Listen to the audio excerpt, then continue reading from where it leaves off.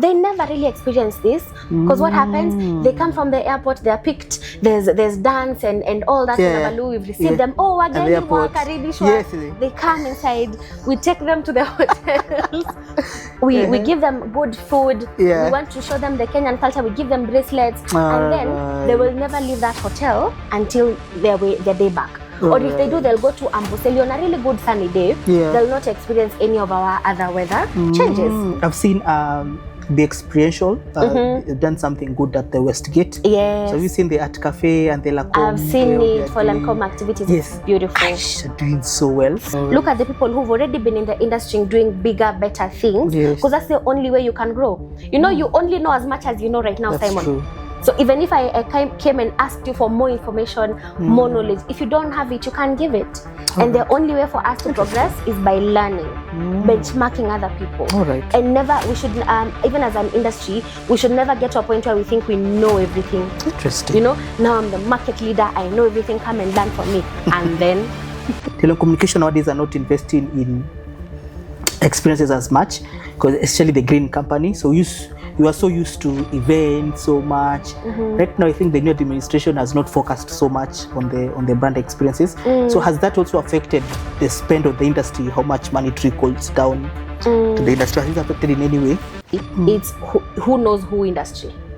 It's a deal. I know this guy. Oh yeah, he's gonna mention my name in this room. Okay, sawa, you're my boy. Give this guy my work. So unfortunately, that has always been there, and it's never gonna change. That's why consistency should be the number one thing at the back of every, not even just in experiential, I think even in business. If you're not consistent, you're not gonna make it. So I think consistency ails us as an industry, and then also the I know people mentality. All right. Sustainability does not necessarily mean green. It means people, planet, and profit. Correct.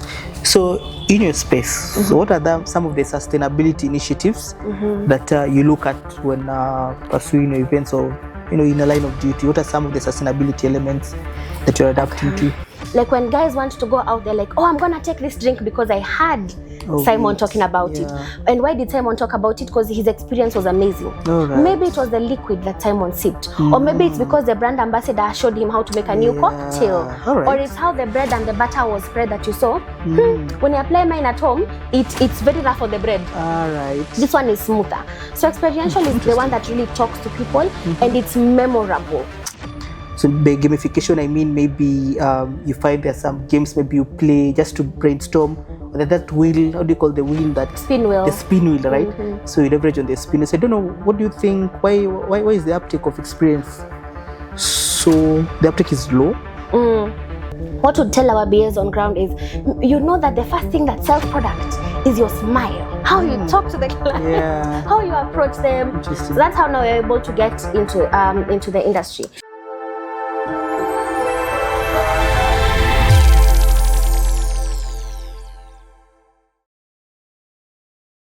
Ladies and gentlemen, Simon Peter here.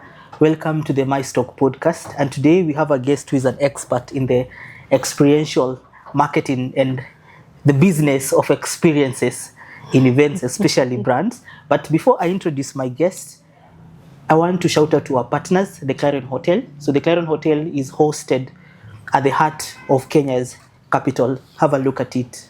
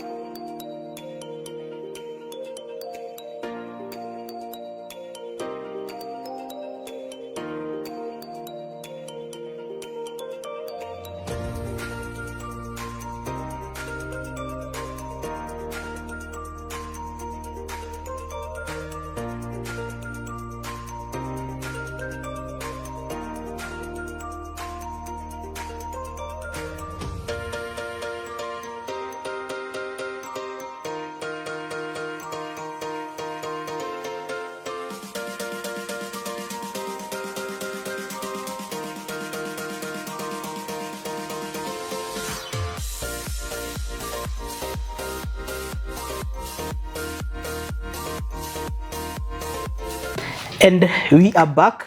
We also have another partner who has supported this podcast Sarit Expo. Sarit Expo is hosting Kenya's first Africa Mice Expo that is set for next month, June 12 and 13. We are bringing over 3,000 mice stakeholders across Africa. Over 6 countries will be coming on board, and we look forward to having you. Also, if you are interested in sponsoring and exhibiting during the event, you can reach out to the emails here below or call us so that you can have more engagements on the same. It's going to be one of the biggest expo we have in East Africa because we want to promote Kenya as a mice destination, but it's not only for Kenya, but for Africa. Tupatane Africa Mice Expo. Allow me to introduce you to our guest called Jane Migwi. Jane Migwi is an expert in experiential marketing and the business of events, actually in the, the experience element of it. But I don't want to introduce her so much. I want her to do the introduction. She's best. She's the best at it. How are you, Jane? I'm fantastic. How are you? Nice to meet you. I'm fine, thank you. So actually, thank you for honoring our invite. Thank you for So I know me. you have a very tight and busy schedule. So thank you for making time for the Mice Diary. Thank you for having me. Thank you so much. Who's Jane? Just a girl. Oh my God. That's the number one introduction. I learned it, I think, about a year or 2 ago from a friend of mine. Right. She was saying that she was going through so much at work and she kept reminding people, but I'm just a girl. Oh my God. Yeah. So it's something I've adapted. All right. Jane Migwi is a professional, like you said, in the experiential industry. Yeah. I am a lover of life, a lover of family. All right. I'm a mom, a sister, and our wife. All right. Yes. Good. So I think mostly we know you are now on the business world of events. I'm double sure if you attended one of the major events, umepatana na Jane mahali in one of those events. So so what's your connection into the mice industry? Because I've been seeing you being very vibrant. Actually, 8 to 10 of the events I've attended, you're always there. And how did you get to really tap into the mice industry? So what was your entry point into the events, especially events world? Wow. I wish this is a question I could have been allowed to plead the fifth too. Oh my gosh. But it's a pretty interesting story. Yeah. So my background is in hotel industry. I'm a hotelier by profession. Yes, I am. Interesting. So you're a chef. Yes, I am. So you can do serious stuff in the kitchen. I can. So I was working down at the coast at the time. And then, so what happens at the coast, especially with really great hotels, is you have some off-peak and peak seasons. And now we were going off-peak. So a friend of mine called me and told me, by the way, would you like to come to Nairobi and help us do some sort of activity? Yeah. And I said, okay, what is it about? He said, just come. It's really good. Itajipa. You just come. And I'm like, okay, cool. I'm going to make my way. And I came because ideally the plan for me was to just come for a few months when we're off peak, then go back to my normal, what I know, my world in like 3 to 4 months. So I came, and then the first thing I found is he told me that we were going to do a campaign. So by this time, I don't know what a campaign means. I only thought campaign is a politicians. I didn't know that people make a living with promotional activities. I didn't know that this is a whole new world I was introduced to. So the campaign you knew initially was the political. That's it. Oh my gosh. So when he told me we're gonna do a campaign, I was like, no brother, mimi natoshana stapanda track. Maneno ya siasa utaki. Because I thought he was telling me we go onto the roadshow tracks I had seen. That's the campaign I knew. All right. So I came fast forward to now when I've landed in Nairobi, and then now he takes me to this agency. First, again, the only agencies I used to know about are the ones who would help you get our house managers, your nannies. So he says, I'm taking you to an agency. Nico, okay. In the bureau. Yes. Yes. All right. But we go, and I find it's actually a marketing firm. All right. They were really well established, and then they were doing some work. So this guy told me the things that they want to sell is pesticides. All right. At the time, this one I is my pride. I love saying it. It was Baygon. All right. Yes. So, he told me tunaenda kuuza Baygon supermarket. So first of all, fast forward, I'm given a role. I go to the supermarket and we're supposed to sell it and promote it to the people. At the time, we had an offer, I think. All right. So buy two at the price of something like that, like a price cutout. Then 1 week into the gig, so it was normally in the weekends. 1 week into the gig, one of a lady comes and says, "Hi, my name is, I think, Stella. And I really like how you speak to customers and your entire outlook. Would you like to come to our agency?" I was poached 1 week into the business. Interesting. So I met her, and then she told me that we have this product that we are trying to delight our customers in. At the time, it was Mondelez, Cadbury's, Lunch Bar. So we gave those out in roundabouts across Nairobi. And that is how I entered this world. So it's just been a journey that has been growing gradually. All right. Oh, that's interesting. I think umekuwa na kismat. Bruh. Ni hard work. Yeah, actually, in fact, Nairobi is a very tough. It's a very tough job market, and also getting opportunity is very lean. Yeah. So hearing now you, Jane, all the way from coast coming to Nairobi, stars align, and I'm also glad that you're a quick learner, so you adapted so fast, and really caught up so quickly. So now you joined into the experiential world through the product placements.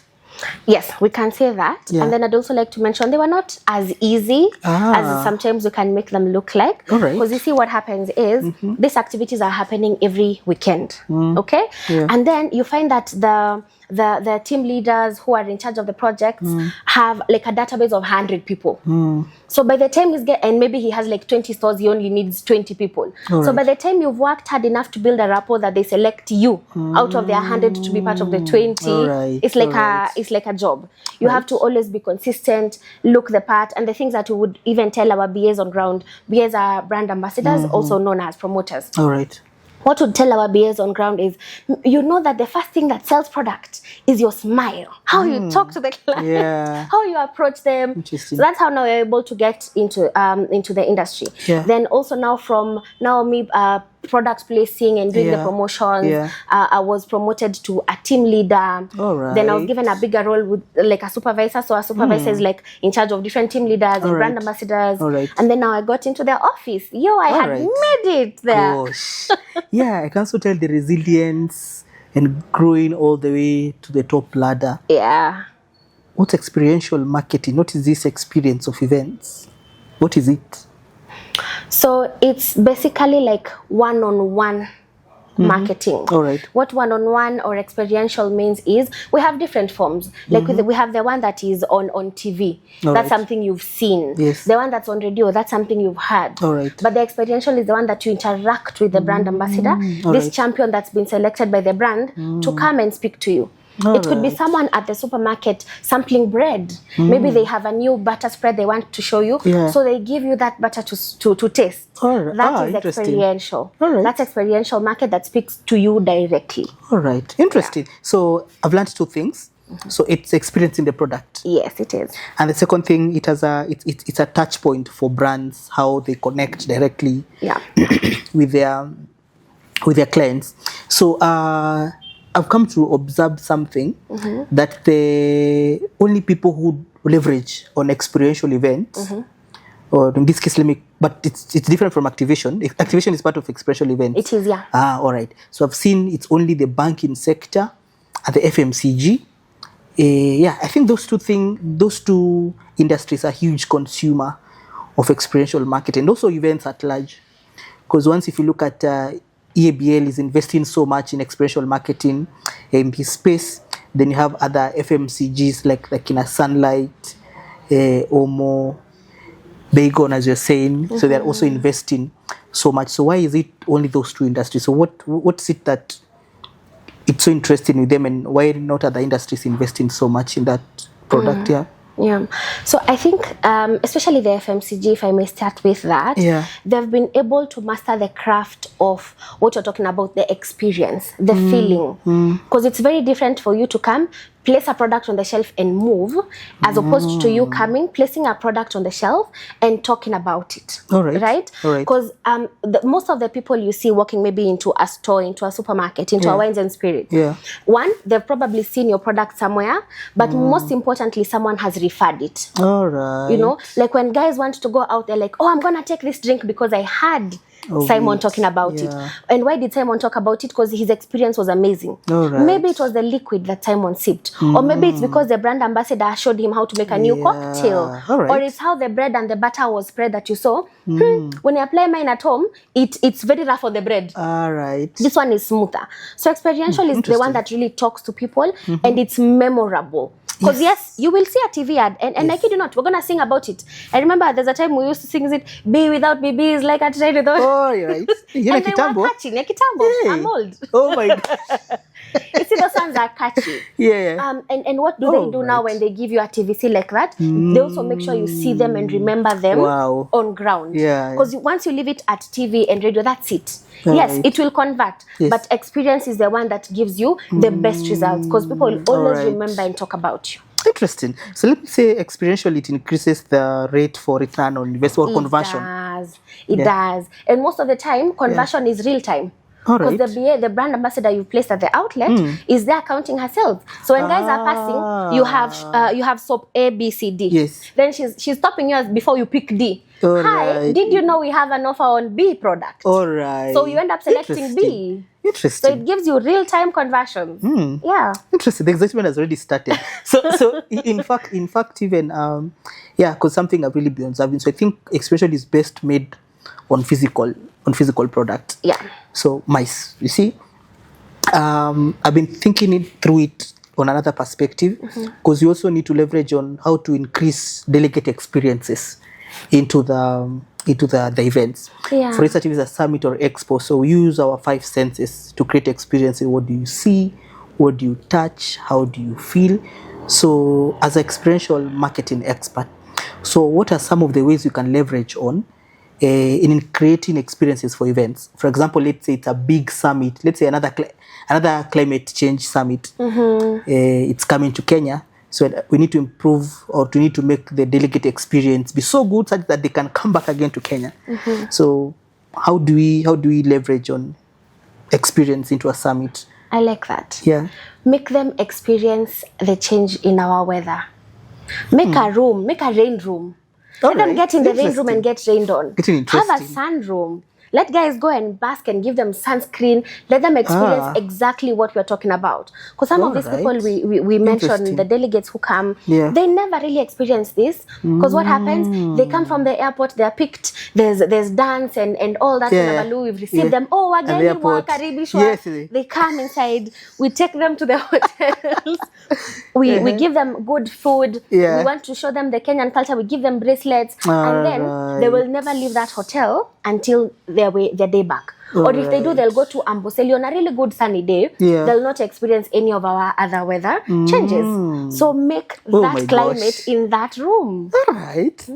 Oh, interesting. Yes, I think this is something the organizers can be able to tap next time. So free masterclass. I think also experience are very important, because I think maybe it's cost element. I don't know why the uptake is very slow, because early this year I've attended quite a number of conferences, and they're not investing so much in experiences, because just the same thing. You come, registration, go to the venue, get a notebook and a pen, write breakout sessions, come back, eat, go home. So I've noticed some few changes. Gamification of events is also trying to pick up so well. So by gamification, I mean maybe you find there's some games maybe you play just to brainstorm. Or that wheel, how do you call the wheel? That spin wheel. The spin wheel, right? So you leverage on the spin. So I don't know, what do you think? Why is the uptake of experience so the uptake is low? I think we are afraid. We're afraid of change.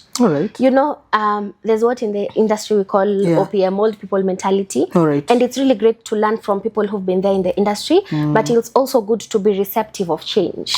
What does that change mean? You have your brown couch. I don't have to come and change this entire seat and give you a white one. It could start with me putting a white pillow or a pink one, just to complement and change the look slowly, to see how the guests who come over here feel and resonate with it. So I think most people, especially the industry, are afraid of the unknown, afraid of change. Is this going to be risky? Is it that when we give an experience, will our funders next time not be able to give us that much money? But then the moment you get your foot in, everybody now wants to stay there. Everybody is fighting to, the way you're saying it's going to grow slowly, yeah. but for sure it will be steady. Yeah, and it's very addictive because once you are used to experience, the standards are set. Correct. Yeah, and it's going to be like now a trend. Like for instance, I've been tracking the progress of registration in Kenya. So before we used to have like the conventional paperwork. So you come to our event, your name is printed on the paper, or actually it's a blank template. You write your name, organization name. So that has actually changed, and I appreciate we are now going paperless. Yes. So it's now more of automation, blah blah blah. You have a QR code, come scan it. Yes. Yeah. So actually it makes it, because you get more data, you get even real time. I can tell before the event ends. So how many people checked in, what time did they check in, which organization, which country did they come in. Yeah. So to an extent of even it's going even it's more advanced. I can tell which sessions the delegates checked in, what topics they were interested in, and you can have a follow-up back. Yes. And something also I'm glad, it's the introduction of the apps for events. So I was in the Africa Sourcing and Fashion Week some few weeks at Sarit, and I realized everything was on the app. I was so overwhelmed to go through all the exhibitors. Yeah. So like, why was I struggling and the app was already there? So I saw it even had like a signage. You want to find this booth, you can go there. Yeah. Yes, it was really cool. Yes, I'm glad. Hopefully, Experiential will get the same route and try to understand exactly what the uptake will itakuwa. So from hotelier, you got into the experiential marketing world. So what is so interesting about this space? So far has the experience been? How is the industry landscape? Just take us an overview of the industry. Wow. How it has evolved. Because you said you're old. How you've evolved from not that old. From when it started. So from when you joined. So up to now. So what exactly has evolved? What has changed by then? Okay. Give us some wisdom. I describe it the same way I describe motherhood. It's a beautiful chaos. So the behind the scenes is chaotic, but when you see the fruits of your labor, it's fantastic. All right. I think the experiential industry has grown really well from how we started, and how we've been able to grow is by people being bold. You know, someone can now come and say, we're going to brand an aeroplane, and they do it. And that has actually been done for years. Or someone comes and says, we're going to launch a cake. This cake company needs to be launched in an ice sculpture. Before people say no, someone will do research, find the best people who can sculpt it, and come to the country. So it's us being bold and also understanding that the moment you move out of your mother's kitchen, you learn better. We stop benchmarking just internally. All right. If my company is called Jane and Co, I stop benchmarking from Jane and I move to Simon. And even when I learn from Simon, he learns from me. We now move to another city. We move to another country. Look at the people who've already been in the industry doing bigger, better things. Because that's the only way you can grow. You only know as much as you know right now, that's Simon. True. So even if I came and asked you for more information, more knowledge, if you don't have it, you can't give it. And the only way for us to progress is by learning, benchmarking other people. And never, we should, even as an industry, we should never get to a point where we think we know everything. Interesting. Now I'm the market leader, I know everything, come and learn from me. And then... All right. Those who need to go and benchmark with other you do. Yeah, actually I've seen South Africa is doing so well when it comes to experiences. Yes. Yeah. So each and every person I meet, they say, Simon, just try South Africa. South Africa, there's something they've gotten. There's something they're doing right. There's something they're doing right. Yeah. So we stop just doing things locally. We also look at the international market that we are doing. Then we implement it here. Yeah. So I've been checking in Kenya. There are only 3-4 agencies that are really doing big stuff. Why is it so hard to crack into the experiential agency space? Because if today I ask you, tell me one of the best experiential agencies in Kenya, 1, 2, 3, 4, the same names. So why is it so hard to tap into the experiential marketing space? And we also need innovation. We need something new to change. What's not happening inside? Thoughts top of mind? Yeah. The first one is consistency. All right. So a lot of agencies do come up, but they don't last. Why so? Because what you promised vis-a-vis what you've delivered are on two separate wavelengths. Interesting. Yeah. So that consistency for being able to tell client, I can deliver this, and actually doing it. Yeah. Is what a lot of the industry players are lacking. Yeah. Then the other thing that I think, unfortunately, ails us as an industry, it's who knows who industry. It's a deal. I know this guy, oh yeah, he's gonna mention my name in this room. Okay, sawa, you're my boy, give this guy my work. Right. So unfortunately that has always been there and it's never gonna change. That's why consistency should be the number one thing at the back of every, not even just in experiential, I think even in business. Yes, if you're not consistent, you're not gonna make it. So I think consistency ails us as an industry. And then also I know people mentality. All right. Yeah. All right. A deal making nation. Correct. So yeah, it's true because consistency beats talent. Yeah. Yeah. But I'm glad also the good work that experiential marketing does, because we've been seeing the last few months, we've seen some of the big gigs that have been happening. One, it's the M-Pesa 18, a big stuff. Oh yeah. Yeah, UEFA, again, it was a big stuff. Then which other one I'm forgetting? We have so many. Again, by the way, also Mad Fun Experience was good. Oh, that was huge. That was beautiful. Yeah, it was a huge one. So I think it's just it's good work, and it's important also. These agencies needs not to be very comfortable with where they are. Correct. Yeah, they need also to move an extra mile. And innovate, actually. I forget about innovation. Yeah. Because you see, once we say that we are going to go for an in-store or an in-bar activity, you can't always just put a brand ambassador there and you sample and you're done. You need to find creative ways to speak to your target audience. Things are change with the times. You know, because we can't always do the same things. Okay, so now we're gonna get a t-shirt and a pair of blue jeans. They'll sit there and sell. You could see in some places, even the way the brand ambassador is dressed. Innovation comes from the look and feel of the brand ambassador. Maybe it could be the booth they're sampling from. Maybe it's the activity they've chosen to do. At the beginning, you're talking about even banking industry getting into experiential. And you know how simple it is? It is them realizing the different moments where they can be able to connect to their target audience. What am I talking about? Mother's Day is around the corner. So when they see a customer coming into the bank maybe with their child, they give the child a balloon, or they give the mom a rose, or they give the dad like a tie. You know, something so small yet so memorable. That's experiential. Had those ideas. In fact, they never thought of giving us a tie. Unajua tupatianga socks peke yake.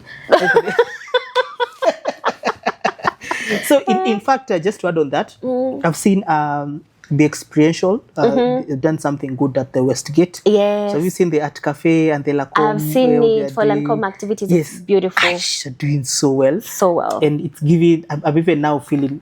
Why I just need to be nasikia kuwa mother instead their father. So hata nyinyi mtacelebratiwa. Nyumbani. Oh my gosh. You see the bias. Yeah. So but yes, it's true because and something I've come to learn, it's that telecommunication nowadays are not investing in experiences as much, because especially the green company. So you are so used to events so much. Right now, I think the new administration has not focused so much on the brand experiences. So has that also affected the spend of the industry? How much money trickles down to the industry? Has it affected in any way?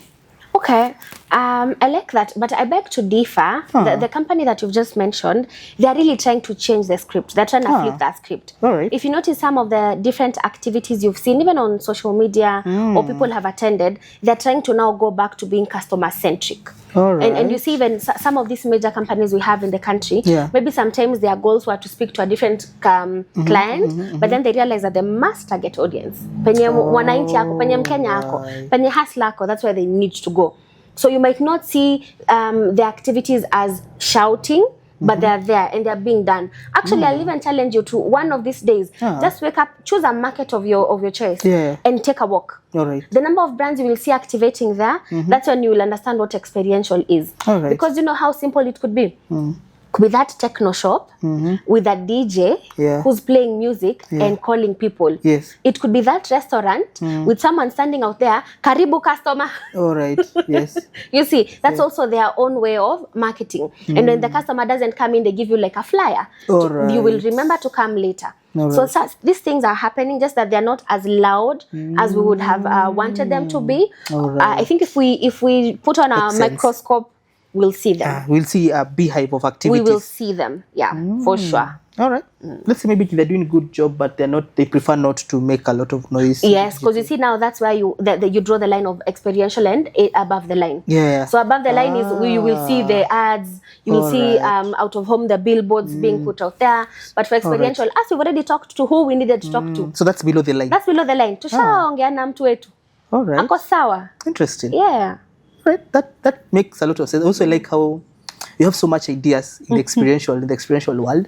So switching gears. Okay. So the industry, it has evolved. So what has changed since then to what exactly we're having right now? We've become bolder. The target audience has also changed, and the brands are understanding their target audience. All right. The brands are now moving from one shoe fits all to if I'm brand A. For example, we can use EABL. Yes. So let's say they have which drinks? They have Gilbey's, they have Chrome. Initially you would have perceived or thought that the target audience is the same. Yes. But maybe it's not. So they've noticed that if I want to do to target the target audience for Chrome, I'm going to do what is it called? Street philosophia campaign. Yeah. That's how I'll talk to them. If I want to do Gilbey's, I'm going to show up low tempo, not shouting in these drink venues. So it's just the brands that have become smarter to know that one show no longer fits everything. All. It's not business as usual. It's business unusual. They are being very targeted in how they are doing their business. So I need to give you a challenge. You see, mostly in Kenya, when you're positioned in Kenya, we only push for the Maasai cultural attire. Correct. So, and for example, if you see the Kenya Airways, there's a IATA ground handling conference they're having next week, and also checking through the promo from the IATA website. So yeah, it's good they're talking about Nairobi, blah blah blah, but it focused so much on the wildlife and the Maasai culture. Even I can predict if a guest is coming in Kenya kwa airport, Maasai shuka iko hapo. Fantastic, that's confirmed. Na bracelet. Umesema. So is there a way we can repackage? Is there a way we can leverage on experience, showcasing that apart from only the Maasai, we also have diverse, we also have diverse products, tourism products that we can be able to, leverage on. Yeah.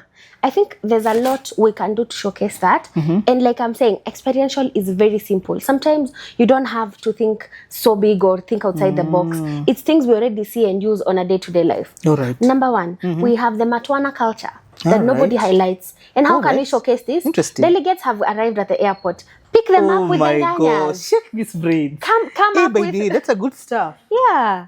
We just pick them up with a matatu and then even have that vibe for the Concord. Twende. I'm like, where have you said it is? Is it at Museum Hill? Yeah. It's at the museum. Yes. Museum, sisi hour. And that's it. I'm like, habari yako, what is 2020? Exactly. Oh my gosh. Because the only thing they know about Kenya is jabo. Oh my God. Umekanyaga shingo. No, the only thing they know about Kenya is jambo. Oh my God. So you change that. Yeah. That's the number one thing. You've already welcomed them with our street life. Okay? As they get on board, let them immerse themselves in our music. Okay? It doesn't have to be as blown out, depending on the age of the demographic that's coming. If they're youngins, let's go. But if there are people who are a bit more older, a bit more mature, we can still let them listen to our music and enjoy it. What do we do when they are on board that matatu coming to the venue? Give them our street bites. Viazi karai, mayai pasua. Let them sample our delights even before they get to our venue. Even in fact, or just to also add something, because now I'm getting the energy in the room. So we also in the matatus we have some screens up on belly. They can showcase some movies or history about Kenya. Correct. Interesting. So it doesn't have to always be boring or something as big as something we've not seen. We don't have to reinvent the wheel. It's there. We're not using it. So these guys have come. They've tested your smoky pasua, your mai pasua. Then when they land, show them our culture. Yes, I appreciate and love the Maasai culture. We should not kill it. Let it still be there. Let's see how the Maasai guys are dressed, because that's our number one thing that people know us for. But then put our other dancers. Put our coastal dancers with the sisals, the way wanajua kunegeza kiuno. Especially because zile event ziko coast. They can leverage on that so much. Even if it's Nairobi. Let them be able to experience different regions of the country from here. And it starts from what are they seeing, what are they hearing, the music, the people who are greeting them. You see, like for example, and you know that when you're going for a conference, it's normally the door is not here. the door is over there, isn't it? Yes. So have different cultural people on the way. Hello, karibu ndani. Someone else in another dialect, karibu, you're welcome. In Coastal, tuawakaribisha. I don't know how they say it. So let them hear welcome in different languages. They come in. What do they see? Let's give them a multi-sensory experience of our food. Right. We have food, street food wameshapewa kwa matatu. Then we continue, the coastal region is served there. It can be a madafu to just refresh them as they come in. Served just the way it is. They've eaten them. When we go towards dinner, we are now serving, let's go to a mountain, we have our mokimos and whatever. We go to the lake, we have fish, and then we label them. So this is the coast region, the lake region. But the time they come out of that experience, they know that Kenya is more than Maasai, who again we still love and adore, but we are so much more than just one culture. Let me inject something. I want to inject to the CC of Murang'a County, Mr. Paul. Oh no! So they have a Murang'a Investment Conference that is taken up next month. So I think that is a very good platform to showcase investors. Also the culture within the central region, right? Yes. So in terms of the Mokimo, the Moratina, I expect maybe to be there during the investment conference. So I think that's a good. I'm also getting ideas. See, it's going to be a poll kutafute you guys do something. So it makes a lot of sense. So proceed. So when you do those different activities, what have they seen? They've heard our music, they've smelt our food. And then now when we are doing our presentations, you'll find that a lot of international companies and organizations channel their local dialect. But what do we want to do to seem smart? As we only just go to English and that's how we are moving. Yes. We don't actually appreciate our culture. And it could be in forms of the screens, could be the MC. So for example, let's say it's a 2-hour conference, right? And you have 2 MCs. Do an outfit change. Round 1, hello from the mountain region. Round 2, hello from the lake region. Something very simple and small. All right. I didn't even think. But in fact, even also come to think of it, yes, a 2-hour conference, but again, they can integrate an element of arts and culture.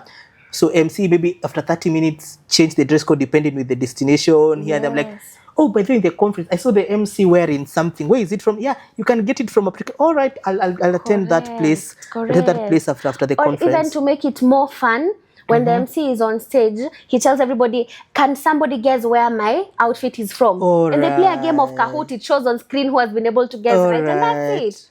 Very fun and little things. All right. That's how best we can integrate experience into the MICE industry. That's it.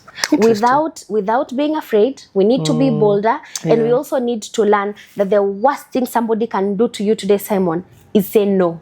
The worst thing you can do to me is say no. Because I'll come with my idea, you say no. What will I do? Go to another person and another person. You should not be afraid of hearing no. That's true. Yes, sometimes you find that we are not as funded as we would expect or some other markets, and it's okay. All right. Because what have we done? With the small budget we had, the matatu that picked your guest from the airport, ilikuwa round moja. All right. It was one trip. How much did it cost you? The smoky passwords, how much did it cost you? So we can't always keep blaming cost to lack of experience. All right.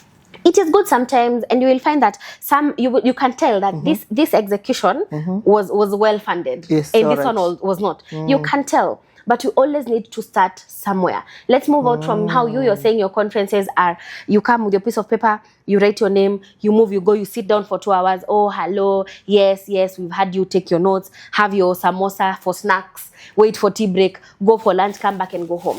Let it be something fun and different. And by that experience, people will talk about you for years on end. Because you've already shown them, when you come to our country, Kenya, we have so much more to offer. You're not even done. Because you know what? In that buffet spread you had of different multicultural foods, they probably didn't eat everything. That's true. So they're like, oh, I can't wait to go back to Kenya and taste and experience. All right. So we also need to change our perception of, especially when it comes to conferences, our perception of giving the experience for here. Okay? You need to give the experience you want to deliver. All right. And how do I look at this? There are some brands that have already understood who the target audience is. Yes? So, and now we're moving from conferences.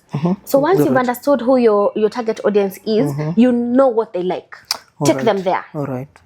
Right? All right. Let's say your target audience are people of a free mind, they are free thinkers. You start unpacking, okay, and what do they really like? What are their passion points? Because passion points also help us deliver a proper experience. All right. You discover their passion points are music, okay. Another common passion point is art. Another one is food. You say, okay, so I have 3 passion points that I need to bank on. How do I do them? You say, okay, because they like music, where can I find music? I think I can find music in a church. All right. Okay? Then I'll take my brand to the church. You don't have to sell it. All right. You're marketing it. Interesting. And when you go to this church, you say, oh, you know, guys, today I'm going to come with Jemima Thiongo, powered by all right. brand BX. Yes. Right? Yes. She's going to make a performance. People are going to see, they're going to talk about it on social media. Already you've tapped into their passion point of music. Nice. You think about foods. So you say, okay, they also do like foods. What do I do? You think, is my brand alcoholic or non-alcoholic? All right. Like, okay, I think it's alcoholic. Then what do? We go and find a food combo. All right. Buy 5 beers of this and get this kg of this. All right. Right? Then you find they like art. You say, okay, so for every experience, whenever they're coming into our space, we'll have like a small canvas where you can come and do your caricature art or doodle something and go away with it. All right. So it's the little things that are very obvious, but sometimes not so obvious. Yeah. Oh, that's interesting. Gosh, I just feel like it was a consultancy session. So I think you're going to send an invoice if you are listening to this. So I'm looking again at it this way. I think we need to seek more. I think we also need to push the event owners to invest more in experiential. Yeah, because I think it has a lot of benefits, you know. Yeah, because I'm like, now the good ideas you've given us, but who will ever come and implement the same idea, you know? So anyway, the other thing, it's also innovation is very important in our space, because innovation is what sparks and grows the industry. So switching gears. So I think when it comes now to developing a proper experience or a proper events marketing strategy for just to create experience, so how do we interpret a brief gotten from the client? Let's say, oh Jane, we are coming to Nairobi, a delegate of 1,000. We need them to give them an experience of these are the touch points here. Then we've already discussed in our initial conversation. So then how do we interpret a client's brief into a working document, into a working template, and now selling it to the client? Because by the way, even them, they don't even know what they want. They have a basic idea, but you need to refine it. Yeah. Well, I'm laughing for myself and 10 others. Oh my gosh. Because those of us in the industry, tunajijua what we go through. Someone comes and says, I want my brand to be seen by 2,000 people and I want all of them to be happy.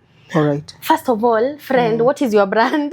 All right. Who are these 200 people you want us to target? Interesting. So from the inception, upon receiving a brief, we have 2 forms of briefs. All right. We have a very detailed one where a client has been there, done that.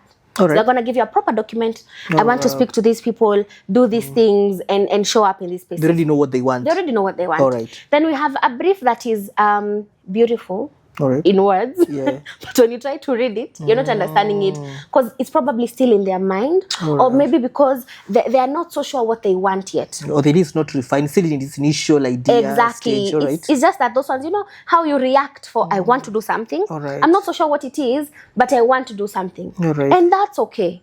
It's okay to have a proper brief or a half-baked brief, because that's why you have industry professionals like myself who come in and support you. All right. So we get this brief. Let's now talk about the one that's not so well done. All right. So when a client sends us that, we struggle with finding information. So what do?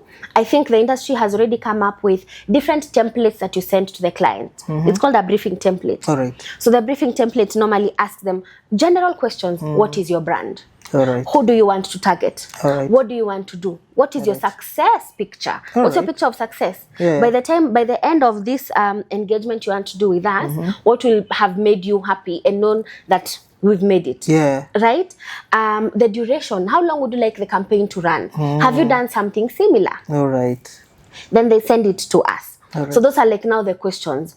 So from there now, if they've answered that, if we need any more clarity, we go back to them. But now this is how we normally do it on a day-to-day basis. All right, so that's the standard procedure. That's standard procedure. Right. So now we've received the briefing template and it has answered all our questions. All right. Then, and I know different businesses operate differently, also depending on the scope of work they have at the moment. Yeah. But now you have an unpacking session. An unpacking session is basically a session where you have with your team to understand what the brief is. All right. Yeah. So the team could include people in client service, people in operations, creative, and copywriting. So the guys come. So you basically unpacking is just that, to understand what you've been told to do. Right. Then from there, you have a brainstorm. So an unpack, it's good to differentiate between an unpacking session and a brainstorm session. Because once you've unpacked, you need some time to go research. All right. You need some time to go understand what the brief is, research now what you need to do. Then now you all reconvene to do a brainstorm. So now from the brainstorm, yeah, it's quite a lovely process. From the brainstorm, the person who was doing the proposal now, this could be now the account manager from client service. They're the ones who are going to take down the notes that people discuss, and the notes are now going to answer what the brief is. So maybe it's an event they want to do. Yeah. So what are the notes going to entail? They're going to entail things like the venue, right? The target audience we're talking to. These are their passion points. This is what they like to do. So it's put down. Then we also have things like a big idea.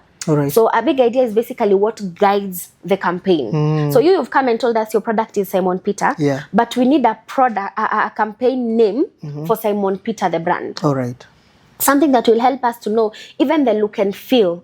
This is where we are going to go back to. Like, for example, I really love what Abel has been able to do with Tusker Cider. They had a Garden of Eden. And where did this come from? A garden curated. Yes, they call it the Garden of Eden. And where had this come from? It had come from from knowing that ciders are made from apples. When you think ancient or even biblically, where did apples come from? The Garden of Eden. So they came up with this experience that was a proper Garden of Eden. And they came up with those men who are like angels, and they made it beautiful. So you see now that Garden of Eden is the theme you take for every execution. So you look like, you go and say, so when we're setting up for this brand, does it look like the Garden of Eden? Is it giving Tusker Cider? You know? So that's now why you need the big idea. It's like your light bulb moment. Then from there now you look at how are we going to now talk to the people? Do we need to do some form of PR? Do we need to do some form of digital marketing? Who do we need to help us speak to our target audience so they can attend our event? So now once she's taken the notes, now they put it down on what now we call a proposal. So the proposal is done, and then in some cases, the proposal is accompanied by a cost. But in some cases, you'll find that a proposal has so many ideas, you need clients to narrow down on what they'd like for now. So you send a proposal, client picks what they'd like to execute for now, then you do a budget. So sometimes the budget can go with the proposal or not. So once the budget has gone now to client, you have a meeting to pitch. Sometimes it's a competitive market, so you might get the job or not. Should you be successful and get the job, what you're going to do is now start planning. So you start putting together your trackers. Your tracker is your checklist of what needs to be done by when, who needs to do what. Then you also have a creative tracker. A creative tracker is for the look and feel. If you're going to build like a bar or a BA uniform, how should it look? You put that together. So that, because everything that you guys are doing, client has to approve. So they give you artworks for the creative tracker, you put them together, and then they are approved. So from the creative tracker now you start now from an execution perspective, you recruit teams, you start training teams, and then now you have your first debrief meeting and you deploy. Gosh, that's quite a lot. It's a lot of work. I don't see why people pay millions for that. Yes. It's a lot of work. Sense. It's a lot of work. So, and for instance, after you've done all that work, so are you going to be paid to be compensated for the time, energy consumed if you don't get the gig? That's the investment that is an organization you put in. Because I'm like, you have to pay like Have you been to my office lately? Not really. Because that's what we're discussing. Yeah, because some of the things an industry challenge is for IP and also your time. So you find, and unfortunately, we've not yet cracked how to go about it. Because back in the day, when you were sending out a proposal, we'd just put over there a copyright slide. this proposal is the property of tararara, it should not be used, but they will still find a way to flip it and use it. We can't copyright ideas. You can't copyright it like that. So that's a challenge you're facing in the industry, where you propose something, it goes to client, they love it, but they can't afford you for now. So they either choose to do it internally or get someone cheaper. They do it internally. They can't do it internally. Or they do it cheaper. Or they take your proposal and use it as a brief to another agency. Oh my gosh. So the agency feels that, oh, this client had amazing ideas, but they didn't know it was another agency. So your ideas have gone. Have you been paid for them? No. So that's something I think we're struggling with in the experiential world. Yeah. That's tabia mbaya. It is. First of all, not mentioning, maybe you've gone for recce's. Maybe they wanted an event in Naivasha. You've gone 4 times with your teams. What's a recce? Oh yeah, sorry, my bad. Yeah. A recce is a site visit. Our audience, yeah. Yes. A recce is a site visit whereby you visit a potential venue that you wanted to host your event or activity at. Yeah, because being a school of thought, allow me to be very selfish for the industry. You see, when we are pitching for tenders, they normally tell us to pay like 2 to 10 Gs or 5 Gs, non-refundable. Correct. That is if you get the tender or not, but just pay 2 Gs to get the access document. Then why don't we charge for the recce's? We tell them, by the way, we'll give you a proposal, but there is a minimum. If you give us or not, but this is a bare minimum. Yeah. Yeah, I think that's a way also we can look at, just to compensate. Of course, not charge, but just a way just to compensate and find value of the time. And because I know, for how long does it take to develop such? So that how long does it take that process? A week, 2 weeks. Listen, yes. A month. Exactly, but that's human resource you've allocated. Yeah. It's time you consumed. You've hired maybe expert to assist in unpacking. But there's a spanner in the works. Interesting. Because the market is so saturated, there's always someone willing to do it cheaper. Yeah. Or for free. Oh. So you're coming to charge me for your recce's. Imagine agency Simon Peter didn't charge me. All right. You want to charge me for your ideas. Kina Simon gave me the ideas and said we'll work together later. There's a promise of work. All right. So there's always that. Like sometimes we are our own problems. Interesting. And then I think Marketing Society of Kenya is something maybe need just to sit, look at it internally. Also, EMAC needs to look at absolutely agree. They need to come up with ways to protect our properties. Especially when it comes to curating of concepts. Recce's site visits are neither here nor there. I mean, the business can be able to fund some 2K for fuel and the likes. That's true. But then when it comes to your property that you had to get, there was a creative developer, there was a director, there was an account manager, someone in graphic design. There was a lot of people who were behind the concept. Yeah. That's where now we need to protect the industry. I don't know how. I know it's a hard conversation to have, but at some point we need to protect our people. I'm even getting agitated. Do you know, even we pay doctors even before they see us? Correct. You pay for consultation. Correct. I tells you, baby, first we end up lipa kwa reception 1,000, 2,000. When they want daktari ndio upate matibabu. Hata uko mgonjwa sio mgonjwa, just pay. And you know what? More often than not, daktari akutibu, you are supposed to pay more to go for another test, then you come back again and see him. Yani kumona tu. So then why don't we do that in our space? I think also it's professional conduct. Yeah, and just meaning, I think the industry is not regulated. Yeah, I think we're all hungry for work, but you've actually used the right word, industry regulation. Industry regulation. Should we have that? Should we have our own code of conduct? These are our own policies that the entire industry follows. Because you see, we can come and say business Jane follows this code of conduct, and this is how we work. But then business Simon is willing to cut corners because you're hungry for business. We're both hungry for business, but you're willing to cut your corners. So what does that mean? Yeah, that means I'm not going to get any business. The one who's going to get everything. Interesting. Yeah. Man-it-man society. Man-it-man society. Gosh. The 3 industries, I really admired how the structures and system have been put on board. One is the healthcare, law, and engineering. Like, you can't just wake up in the morning and say, baby, I want to be a doctor. Correct. Nani mekuambia. Aje. Yeah. So, but you realize also in our industry, also by the medics, medic might confirm this. Before you graduate, there is always that pledge they have. All doctors in the country. Oh, yeah. I've heard about it. Yes. Yeah, so that, you're not in for business, you need to commit lives, do something like that. Yeah, I'm like, yeah, that's good.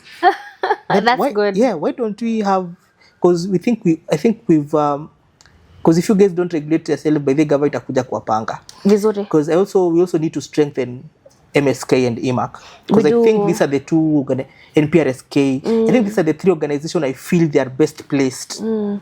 But there's new leadership. There's been some change in MSK.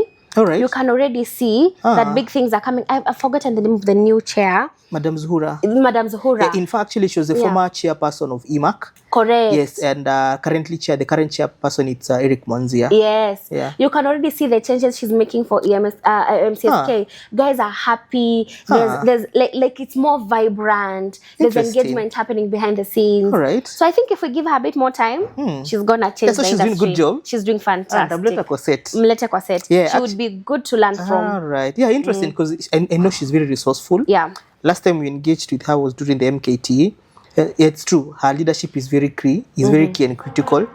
Though nimemjua sana when it comes to the mice and the events, space uko nje kwa site, and also in his line. But good work to see also good sentiment of that. So MSK is trying? Yeah, fantastic job. Let them keep going. All right. You will see them now even more in schools, looking at they're supporting upcoming marketers. Yes, I saw actually, was it some few weeks ago, I saw Madam Zura at the Cooperative University. Yes, I think Kenya. I saw it as well. Yeah. And that's really cool. Yeah. So and I'm double sure those students are going to benefit from such initiative. They are. Because it starts there.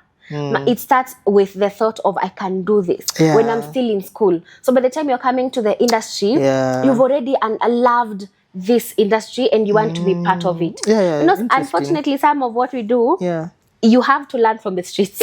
Yeah, that's true. And unless you meet with somebody who's already learned it and come and become like your mentor, it's going to take you a bit longer to learn by yourself. Yes. So whatever she's doing with her initiative and her team, fantastic. Fantastic. Sisemi kitu. So, oh wow, actually just really discussed a lot. It feels like a masterclass. So now makes sense. So bottom line, it's not paid for that. Yeah. Or that process, bidding and pitching here and there. Some people do it, some people don't. Now, because there's no consistency and there's no regulating body, we are all just fending for ourselves. Anyway, industry kwaje sai? How is it? Industry iko fit. Iko poa. Iko na do? Na hapana. Industry ikiwa poa na kuko na do. Those are two different things. A lot of budgets are being cut. Oh, but guys are getting smarter. All right. You think, for example, I used to use 100K to do this one activity. How about if I make smaller? All right. So I divide this now to like 10 activities that are more impactful and more people will notice them on ground.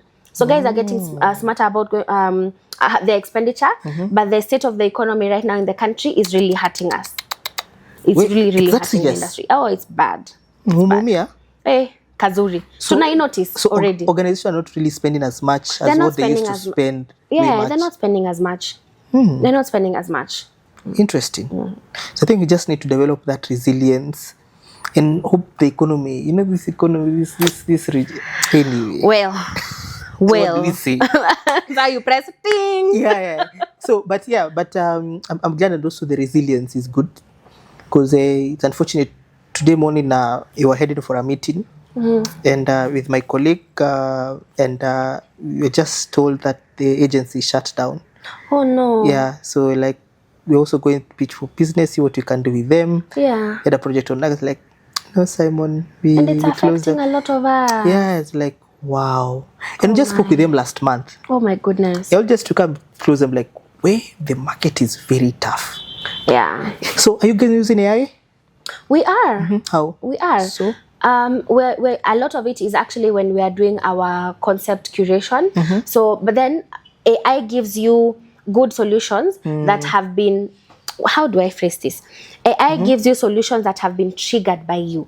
So you can't just go and feed it nothing. All right. You can't say, please write my resume. You know, you need to tell it something about yourself. So you need to come up with a concept. Then AI will help you clean it up and probably buff it up. Right. So we're using AI.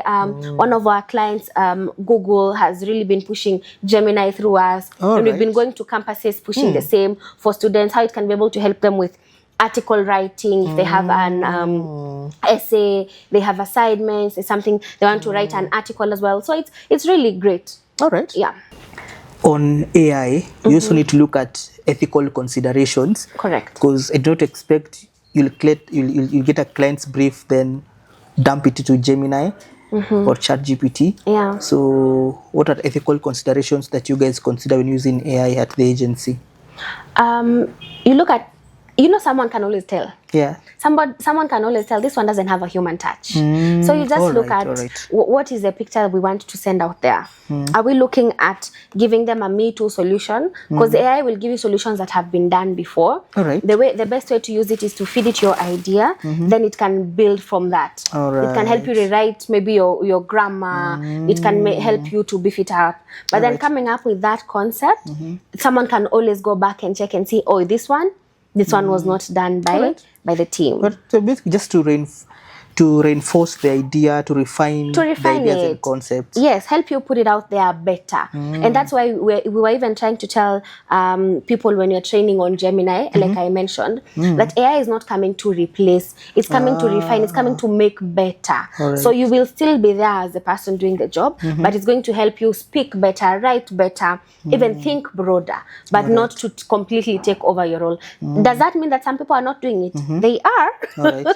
But it's not the best way to go, because by the end of the day, AI might give you solutions that are way out of the box, things that are not functional or even executional, or unrealistic, even. And also just to add on that, I think also as a human you understand the East African market better than the AI. So like, this stuff is not East African. It's giving me Silicon Valley vibes. Exactly. And you sometimes could even be the target audience you want to speak to. So you'll find AI is speaking a different language altogether, or whatever they're proposing does not relate with you as a target audience. Interesting. So this conversation is always not complete without the element of sustainability. Correct. And a previous podcast with Wanjiku, I learned that sustainability does not necessarily mean green. It means people, planet, and profit. Correct. So in your space, so what are some of the sustainability initiatives that you look at when pursuing your events or in a line of duty? What are some of the sustainability elements that you're adapting to? In our space, the key thing that comes to mind when you talk sustainability is waste. All right. This could be in terms of waste of things we've consumed, or even human waste. That's why you find we look for partners who, number one, know what to do with the waste. Then when you find them, you help them collect it. I think we've gone to many events where you will find like a gigantic, larger than life structure where you're able to put your plastics. So you're told plastics go here, paper go here. So you're able to recycle. And even the guys who bring the portaloos, by the end of the day, you'll find that they have partnerships with biofarmers, and then this waste is taken back to the farm at some point. So it's something that goes to... doesn't have to be, like you're saying, it doesn't have to always be going green. It could be as easy as, oh, please pick that piece of paper up and put it where it's supposed to go. So that's how we bring it out, especially in the event space, to make sure that we're, one, maintaining a clean environment, a healthy environment, and a recyclable environment. All right. Interesting. So I think waste is a huge... It's huge. It's a huge stuff. Yeah, because I remember, I think... Coke is one of the organizations that has been heavily affected in the sustainability part. And some of the initiatives I've seen Coke doing it, because I think Coke sponsors most of the events. I don't know they're still doing as much as they used to. After every event, you'll find Coke plastic bottles here and there. And it's like, no, you guys, you're talking about sustainability, Nimarusha to plastic, and two things came up. Or they said, oh, the plastic we're using is not like the other plastic. Ours is a little bit more sustainable plastic. Then another convention they had, they need to collect all their bottles after the event. So, and they are very keen. Nowadays, they're very cautious. Today, if you go to an event, you'll never find a Coke bottle down. They dispose it responsibly. And they have the portable... those dustbins strategically located.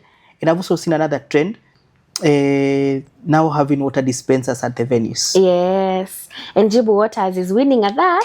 They are winning at that. Those guys are doing an amazing job. They are.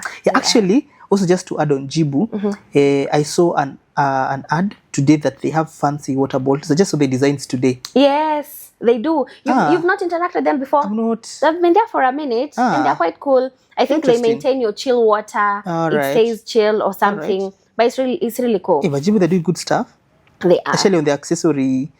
They are. Oh, good stuff. They know, now they're understanding experiential. Moving out of the shop. Going back to our conversation. Moving out of the shop. You can't just decant and sell at the outlet. You need to go where your target audience is. And where are these people? They're attending Oktoberfest. They're attending Blankets and Wine. So let's go where these people are. Oh, they are. No, I'm saying the target audience for Jibu. All right. So if they're going to be at Oktoberfest, even as we go as a brand, and we go sell from there, we even give free water. Because you see some of the alcoholic brands we have advocate for responsible drinking. So hydrate as you partake. All right.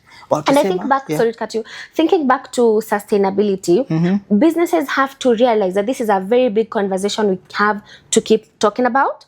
So they need to stop thinking about it as, oh, it's just trash. You see, the way you're saying, Coca-Cola already now have a platform where they come, they pick their trash and make sure you don't see any littered bottles. Yes, that's true. I can guarantee you there's a team behind that. Yes, definitely. There's a dedicated team behind that. Yes. So every other organization needs to be that smart to know sustainability begins with you and I. And you and I means we need a resource in-house who understands that we are going to be here advocating for perfect environment and perfect weather. And it begins with us. So we get people to always recycle our things. And if they're not recyclable, let's make sure that we destroy them in a proper way that does not affect the environment and the air. All right. That's deep. Yeah. So as we close to wind up, so who is this ideal person to work in the experiential market? What are some of the agility skills that are required to perform effective in the experiential marketing space? What are some of the traits that perform so well, or who are these people that are needed into the industry? Okay. This industry is pretty diverse. My current boss always says there's something for everybody. All right. What does that mean? You see, we have so many different departments. Maybe somebody studied accounting. They don't know that there is a finance there's a finance department in marketing, in agency. All right. So they come to that. Or maybe someone is really... Pardon? All right. Jehovah. Someone is reading. All right. All right. Yeah. So someone else has studied, they're really good at execution, for example. These are people who always get things done. This is someone who can come to their operations department. Or someone is really good at data collection. That's somebody who can go to research. So the marketing industry or the experiential industry, to be specific, is for everybody. As long as you have a passion for doing what you do and you're good at it, you're good at accounting, come, let's discuss. And we also now have account managers who come up with the concepts. So these are people who are creative. And creativity could be someone who sits at the house and discovers, I can change this lamp and take it there. That's already someone who's thinking outside the box. That's something we can nurture, right? So it's open, it's diverse, and we can sit together. All right. Interesting. So what will you advise a young Jane who wants to tap into the events industry, experiential space, or what's your word for him or her? Well, I thought that was going to be an easy question. Then I pictured a young Jane. Oh my gosh, yeah. Because I know quite a number of people are looking up to you. Yeah. I think do it afraid. I think in one of my birthdays, I think 2 or 3 years ago, I discovered that I've been in boardrooms where I never thought I'd go into. I've knocked on doors where I never thought I would knock. And I was always doing this afraid. Like I've told you, my background is in hotel. I'm a hotelier by profession. All right. So you go to boardrooms and these people are speaking like how you're asking me what's Reiki, what's Arwai, and looking like at them like, hapa ni wapi? Yeah. So do it afraid. All right. Right? And don't let imposter syndrome win, because that's what always pulls us back. Yes. You sit there, you think you're not worth of this.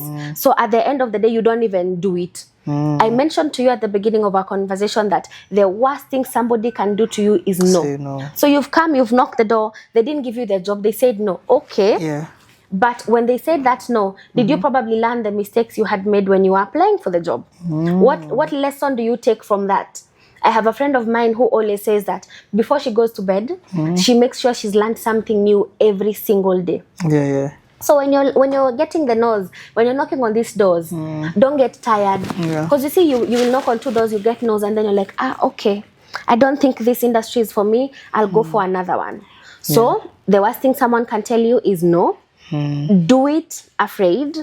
Never let imposter syndrome win. All right. Because you still get imposter syndrome. Yeah, definitely. You know, this industry has people who've been there for years. So we're not where we want to be, but we're also not where we started from. We keep learning, and also once you get your leg into the space, stay hungry. So to summarize all this, what I would tell a younger version of myself, or someone who's basically interested in the industry, is do it afraid. All right. Just show up afraid.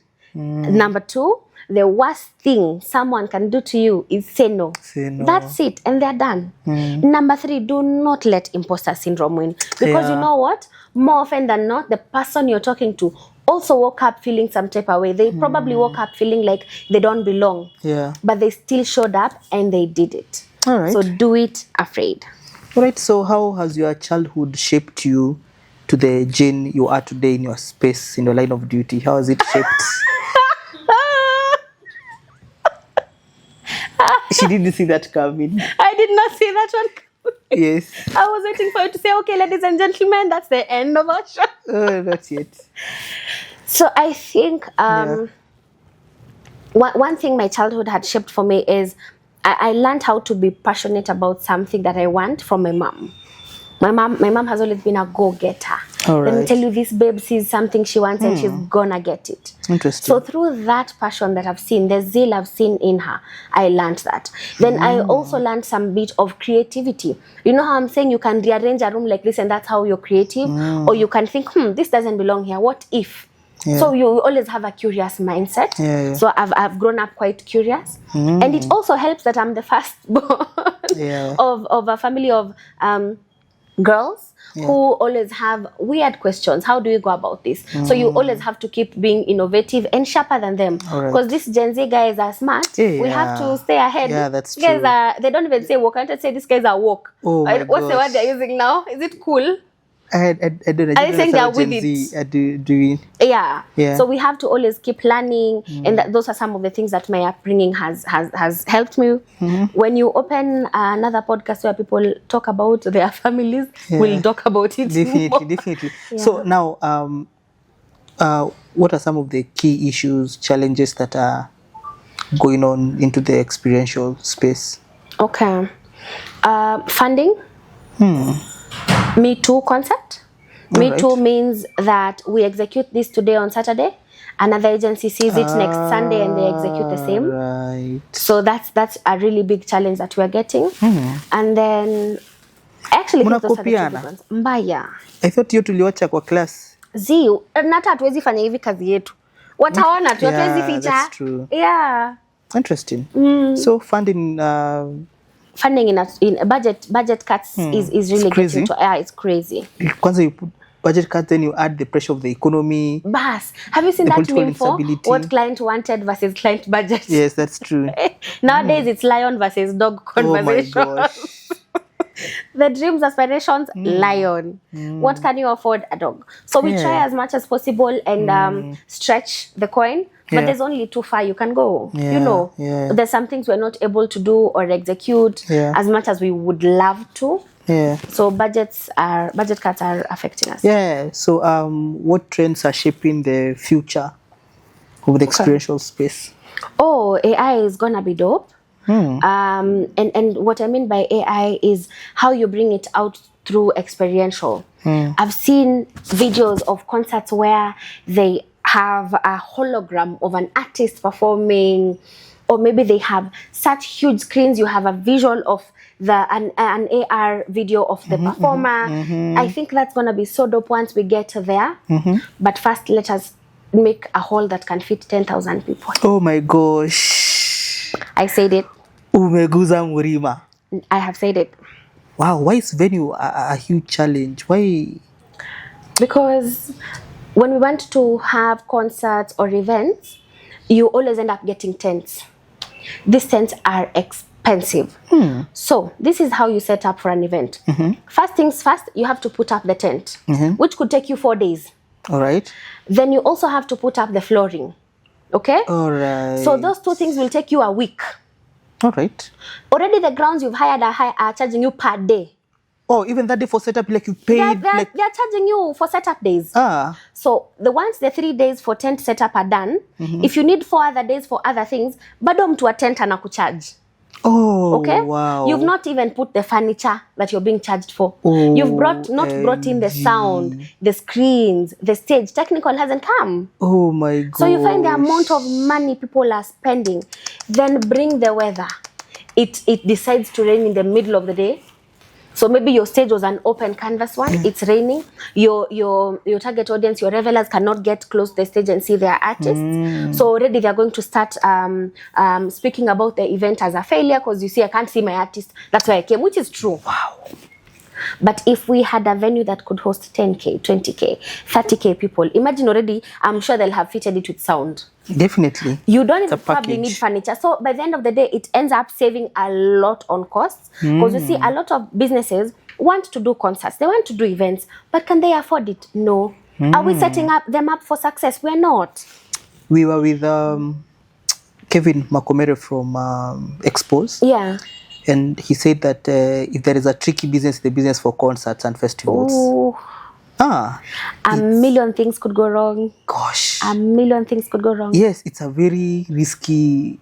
Now, you are also confirming my fears that these festivals are expensive, especially when you have it outdoor. They are.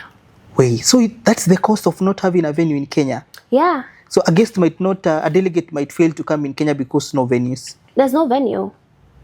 You find we probably have really good artists out there who want to come because they have a really good following here. Yeah. But tunawaweka wapi? Where will they fit? Where will they fit? Wanarushwa kwa stadium. Tutaweka kwa hema alafu kamvua katufanyie ile story. All right. Tunaweka kwa stadium gani? Oh wow. Haina comeback. Yeah. Oh, all right. Interesting. Gosh, I think you're lagging so much on the infrastructure. We are. But there's also a spanner in the works.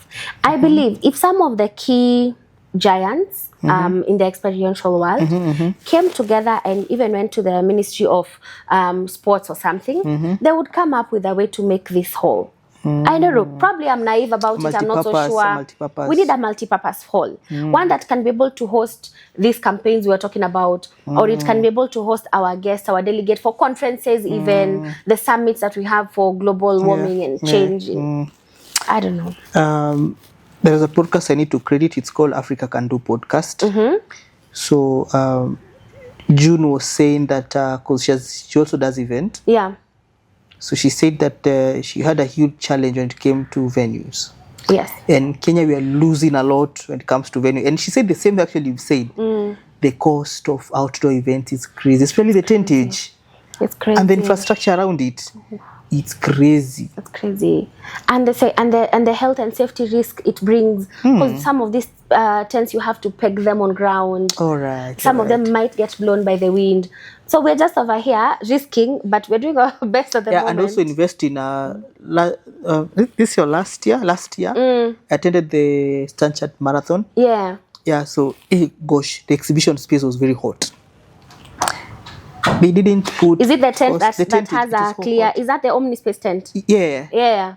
It was so hot. Even I reached those Omnispace guys. I told them, why is it like we guys went with you last time and it was so good? Then budget. They didn't allocate budget. Fans. Exactly. Yes. Yeah. And you see, probably the organizers and even the supplier, they had the best interest at heart. But then if you can't afford it, what can we do? We'll give you the tent that you can afford. Gosh, it was really hot. So then actually to appreciate the mitangaji hizo za hewa. The fans, the ACs. Yeah, the ACs actually, yeah. They clearly didn't have the budget for AC here and there. But when they're this anyway, so it was a charity event. Yeah, that's a challenge we get. Yeah. So that actually makes a lot of sense. So we still a die-hard fan for experiential. So where do you see the next 5, 6, 7 years? Still in the same space, or what do you expect to see you? Me, Jane Migwi? Yes. In brand management. Yes. Expound. I would like to be given a child, in this case a brand, that I can nurture 360. From scratch, then grow with it. Yeah, when you're having our discovery call, a familiarization call, I saw you have a very proper understanding of brand management. So what's brand management? Brand management calls for ownership, number one, and understanding the brand. Brand management is not you getting a brand and going to the market. It's the same way as you can't say events is marketing. So even just taking the brand to the market is not brand management.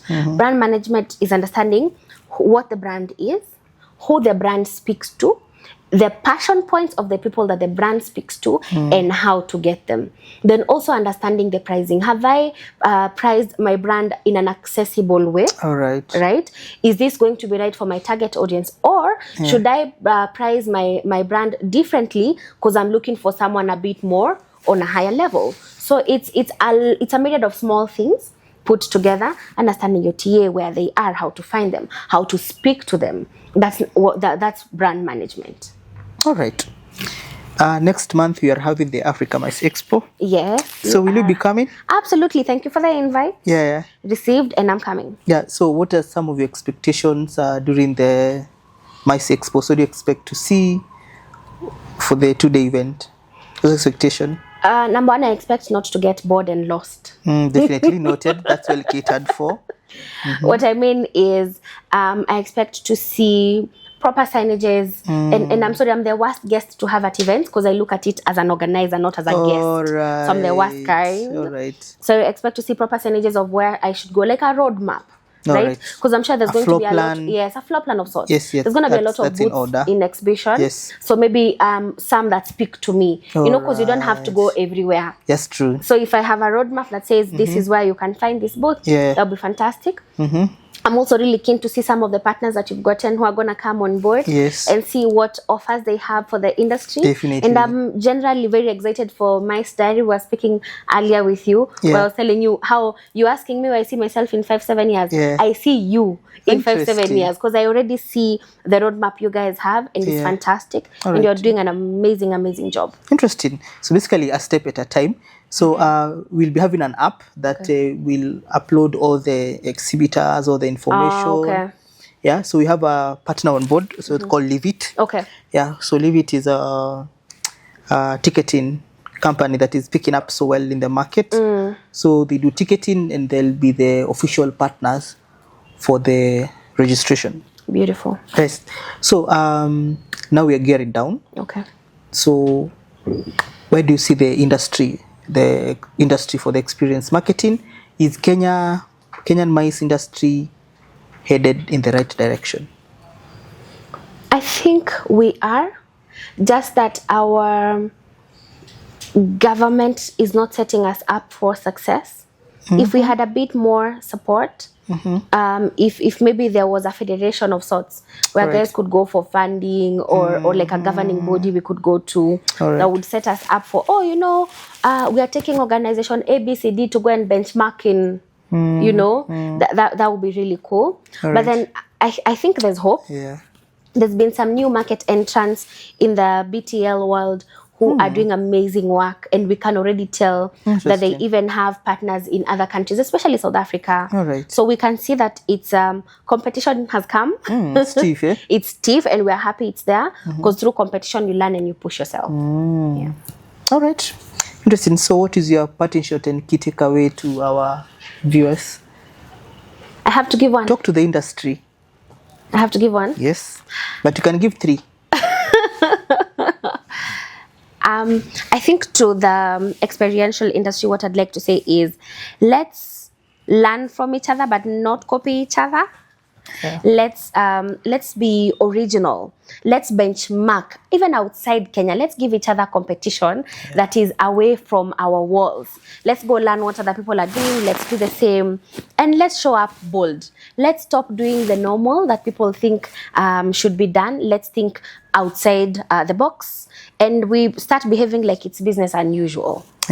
Also, if we find a way to govern our and protect our ideas, that would be cool. Right. That'd be cool. That's fantastic. I hope your shoes are intact. They are. Fantastic. So, Sisemi Kitu, this is a My Stock podcast.